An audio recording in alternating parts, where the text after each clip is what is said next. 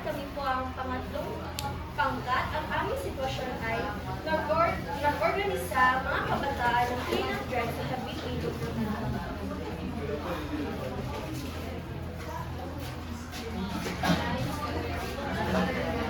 Lights, camera, action!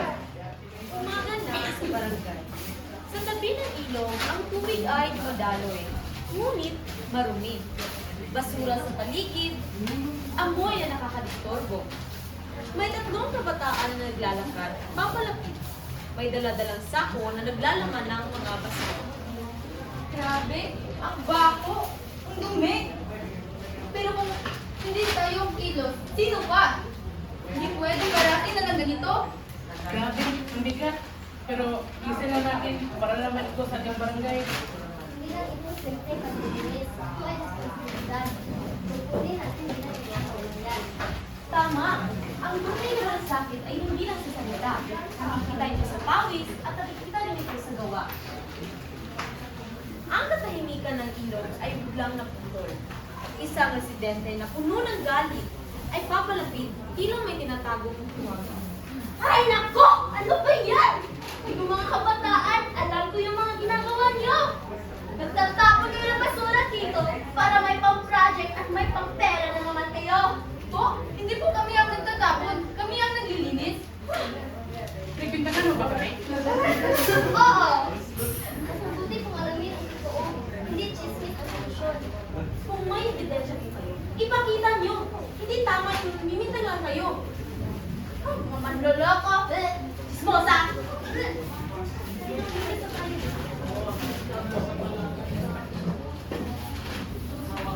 Ang residente ay mali. Bumubulok at nagmumura sa sarili.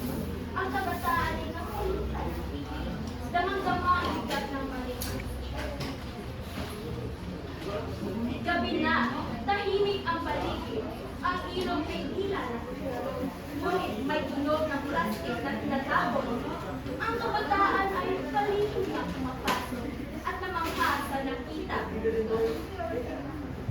Kagawad, kayo po? Kayo dapat ang aming tinitingala.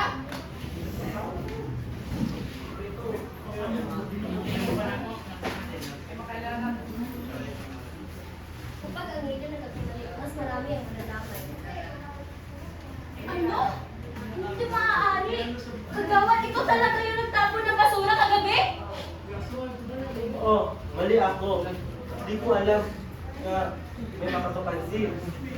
Akala ko, maliit lang. Pero nakita ko kanina na na pawisan, pagod, at hindi sumusuko. Hindi ko na-realize na mababaw pala yung mga ginawa ko dito. Hindi maliit. Ang epekto na mali.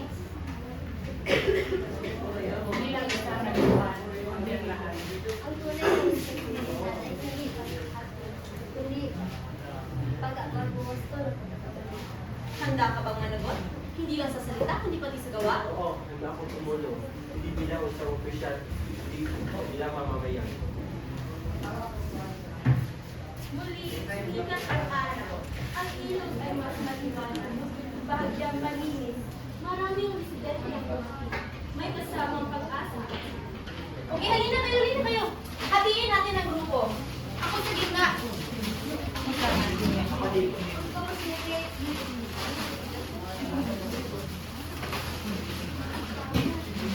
Mga kabataan, magtawad po. Mali yung ginawa ko kahapon. Okay lang po yun. Ang importante po, pwede mo kung bumawi sa amin. At doon ko nalihan na ang tunay na leader ay handa mo po para Hindi po tayo perfecto. Ngunit, pag tayong lahat ay nagkakaisa, kaya natin baguhin ang mundo. Ang pagbabago ay isa. At kapag naging isa, mas makapangyarihan. Hindi lang ito basta clean-up drive. Ito ay pagkakaisa, ito ay pananagutan, at ito ay pagbabago. At dito nagsimula ang bagong kabanata, isang barangay na handang harapin ang hamon, sama-sama at may malasakit.